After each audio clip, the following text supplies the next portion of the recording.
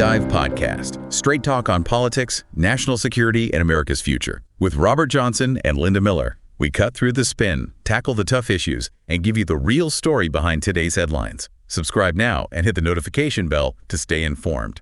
Welcome to the Deep Dive. Today we're taking a close look at some recent events impacting Ukraine. Right. Specifically, that significant strike back on June 15th, 2025. Exactly. We're going to unpack what happened there, look at the broader context of the conflict and how it all connects to the key international players. Let's dig in. Okay.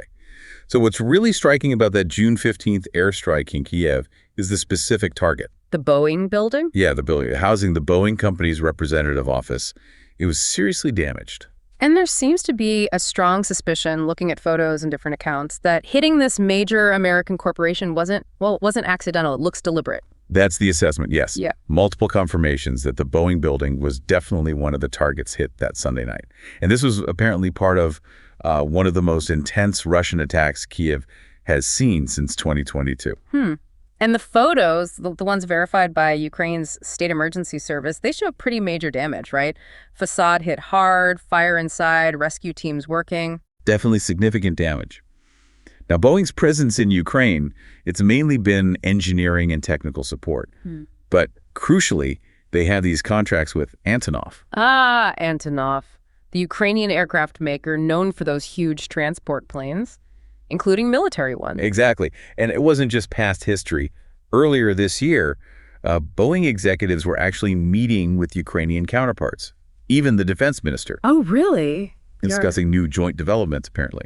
So hitting that building seems, well, potentially more pointed. Right. And this strike wasn't isolated, was it? It was part of a much larger assault on June 15th. A very large assault. Russian forces reportedly launched something like 315 drones, plus ballistic and cruise missiles, hitting Kiev, Odessa, other cities too. And there's talk that Moscow intensified these attacks right after that surprising drone attack deep inside Russia, the one that damaged bombers near the Arctic Circle. That seems to be the connection being made, yes. That Arctic attack might have, struck a nerve and prompted this escalation in aerial assaults. So how did Boeing respond to their Kiev office being hit? Well, their stated priority was employee safety. They reported no employees were injured, which is good news, and they praised their Ukrainian staff for their resilience. Resilience seems right. They have about 1,000 employees across Ukraine, don't they? And reportedly, their offices kept running almost normally for over 3 years of conflict. Pretty much, yeah. Practically unimpeded was the phrase used. Impressive. And a Boeing representative in Ukraine stated that even with the damage to the Kiev building, there were, quote, no disruptions to company operations from the attack itself. That is remarkable. And didn't someone mention they were still hiring, even recently? Yes, that's right. Another employee pointed out they were still actively opening positions in Ukraine. Job postings in early June for managers in Kiev, like interior design and certification engineers, shows a certain commitment. Okay, so let's connect this. An American company's building damaged in Kiev. Could this provoke a stronger reaction from the U.S., particularly U.S. President Trump, who's reportedly shown frustration with Moscow before? It definitely raises that question. How will Washington respond?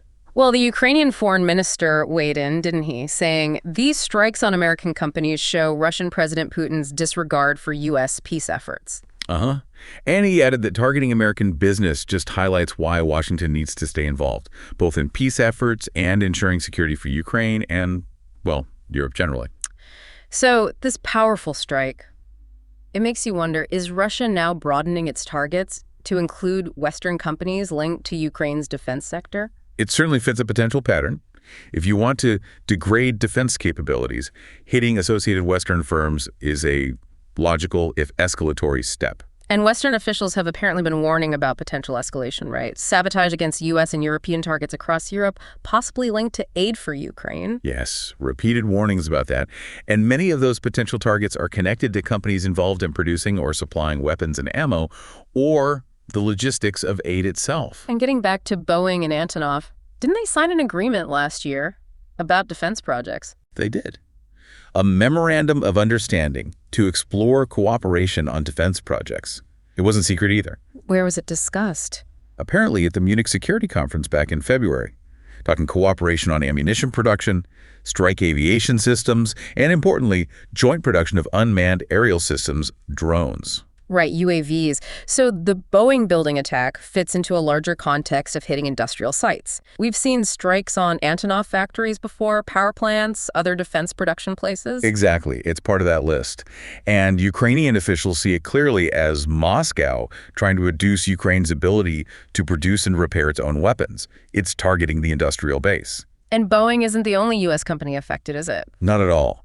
The head of the American Chamber of Commerce in Ukraine mentioned that over 200 of their member companies have actually lost employees killed in Russian attacks since 2022. That's a devastating number. It really puts it in perspective. And he also said almost half of the AmSham members reported damage or destruction to their facilities. Ranging from minor to total loss. Yeah, from broken windows right up to factories and offices completely destroyed. Examples given included a Coca-Cola factory near Kiev back in 2022, and Cargill losing facilities in the east, and Kherson. There was that odd story about the Coca-Cola site, too, wasn't there? Ah, yeah. The anecdote about Russian soldiers finding Jack Daniel's whiskey there and consuming it apparently slowed down their advance on Kiev. A strange detail. Definitely strange. Okay, shifting focus a bit to the broader military situation, there's a view that the trend still favors Russia. That perspective exists, yes. The idea is that Russia is ramping up its own production of drones and ballistic missiles significantly, which makes air defense a huge ongoing challenge for Ukraine. And this ties into a really interesting development regarding U.S. support, doesn't it? You mean the counter-drone tech? Yes. The report that the U.S. President Trump administration is redirecting key counter-drone technologies, stuff meant for Ukraine, back to U.S. Air Force units in the Middle East. That's a significant report. The Pentagon apparently told Congress about it, citing a, quote, pressing problem, their own need for these specialized rocket fuses used to intercept drones. And some see that action, redirecting aid away from Kiev, as maybe reflecting a weakening commitment from the Pentagon. That's one interpretation being put forward, yes. A potential shift in priorities or perhaps an assessment of limited resources. And on the drone front itself, the view seems to be that Russia has kind of pulled ahead in the overall drone competition, both heavy and light UAVs. Yeah, that argument is being made, citing factors like Russia boosting its domestic production speed, but also potential limits from Beijing on sales to Western and Ukrainian buyers, which could be hindering Ukraine. So the conclusion some American experts are drawing is that the missile math, or maybe the drone and missile math, just isn't adding up favorably for Ukraine right now. That's the concern, yeah. That the production numbers and capabilities are tilting towards Russia. And does this feeling extend to the diplomatic side too? Are even some former U.S. hawks talking differently now? There are reports suggesting that yes, that some figures previously known for advocating strong support are now discussing potentially ending or scaling back support for the Ukrainian government. Why the shift? Well, the view presented is that their main focus might be shifting elsewhere, perhaps primarily towards countering China. But, whatever the reason, this kind of shift could inadvertently play into Russia's hands by encouraging the U.S. to take less of an active role. And this connects to arguments about the U.S. needing to focus on its own defense interests, maybe even phasing out troops in Europe. Precisely. The idea being floated is that Washington should prioritize its own security and let European governments step up and take more responsibility for their own defense, assess their own threats, fund their own militaries. A big shift. Would that require Europe to significantly increase spending? That's the implication. The argument is that this would force them to build up their own capabilities rather than relying so heavily on the U.S. security umbrella. And the view is the U.S. should stick to this withdrawal plan, even if allies in Kiev, Berlin, London, Paris object strongly. That's the perspective presented by some, yes.